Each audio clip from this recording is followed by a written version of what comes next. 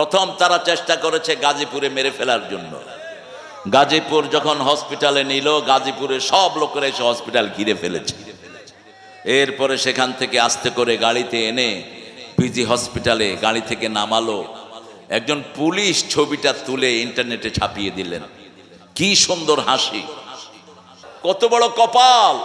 এজন্যই পৃথিবীর কোন প্রেসিডেন্টকে আমরা তোয়াক্কা করি না, কোন ছাইপাসকে আমরা 2 পয়সা মূল্য দেই না, কারণ আসমানের মালিকের সাথে আমরা 5 বার কথা বলি। ঠিক না ঠিক? আব্দুল কাদের জিলানীকে বাগদাদের প্রেসিডেন্ট খবর দিলেন 5 বার। কয়বার? আমাদের দেশে তো কোন মন্ত্রী ফন্ত্রী হুজুরে ডাকলে হুজুর লেজ তুলে দৌড় মারে। এগুলোর মধ্যে কোনো পার্টস নাই, এগুলো পার্টসলেস। কোন মুনাফিকের দাওয়াতে যাওয়া জায়েজ নাই। অধিকাংশ যারা ক্ষমতায় ছিল এরা ছিল কোরআন বিরোধী। ঠিক না ঠিক? যাও কেন তাদের দাওয়াত? আব্দুল কাদের জিলানীকে বলা হলো, আপনি আমার দাওয়াতে আসলেন না, বাগদাদের প্রেসিডেন্ট আসছেন ওনার কাছে, আমি 5 বার দাওয়াত দিলাম। এই কথা বলো না বাবারা, একটু বসে যাও। 5 বার দাওয়াত দিলাম, আপনি আসলেন না। তিনি বললেন, দেখেন প্রেসিডেন্ট, আপনার চেয়ে বড় দরবারে আমি দৈনিক 5 বার হাজিরা দেই। আব্দুল কাদেরকে বলছেন, আপনি কোন দরবারে হাজিরা দেন? তিনি বলছেন, সারা পৃথিবী দুনিয়া আখিরাতের যিনি মালিক তার সাথে আমি কথা বলি, তার দরবারে আমি হাজিরা দেই। দুনিয়ার ছোট্ট দরবারে হাজিরা দেওয়ার কোনো প্রয়োজন আমি মনে করি না। যার প্রয়োজন অনুভূত হবে সে আমার কাছে আসবে। সূরা ফাতিহা দৈনিক 50 বারের বেশি পড়তেন রাহমাতাল লিল আলামিন। এরপরে কোন সূরা পড়তেন বলেন? এরপরে একটা সূরা পড়তেন, ওটা একবার পড়লে 10 পারা সওয়াব আমলনামায় উঠে যায়। কোন সূরা? আবার ওই সূরার ব্যাপারে আল্লাহ বলছেন, সবার সাথে সম্পর্ক থাকে। যেমন ছেলের সম্পর্ক বাপের সাথে, বাপের সম্পর্ক ছেলের সাথে, মেয়ের সাথে। ঠিক না বে ঠিক?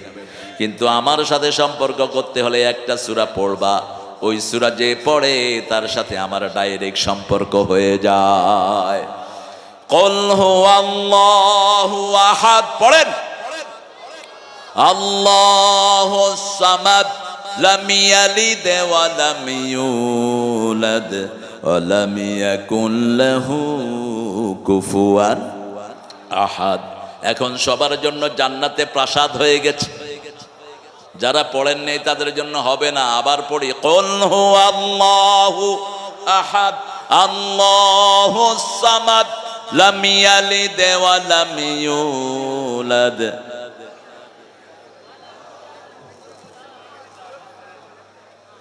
তোমরা হাঁটো কেন? এই হাঁটবা না, বাস। আর হাঁটা বন্ধ, এক জায়গায় বসে যাও তোমরা। এই ছেলে বসো বাবা। 3 নম্বরে রাসূল পড়তেন সূরা ইযা জা। কোন সূরা?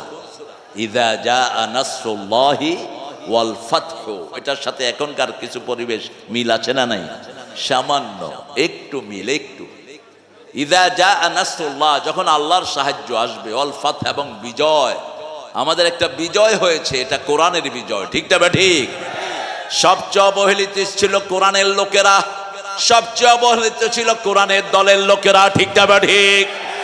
তাদের 5 জন নেতাকে ফাঁসিতে ঝুলিয়ে দেয়া হয়েছে, কারো কোনো অপরাধ ছিল না। 13 বছর জেলখানায় রেখে যার হাতে দুনিয়াতে সবচেয়ে বেশি লোক একসাথে মুসলমান হয়েছে, সেই লোকটাকে 20 পানে দুনিয়া থেকে বিদায় করা হয়েছে। কি নাম?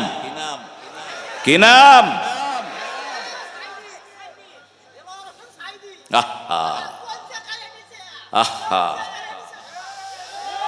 হ্যাঁ, বিচার হবে, এখানেও হবে, আল্লাহর কাছেও হবে।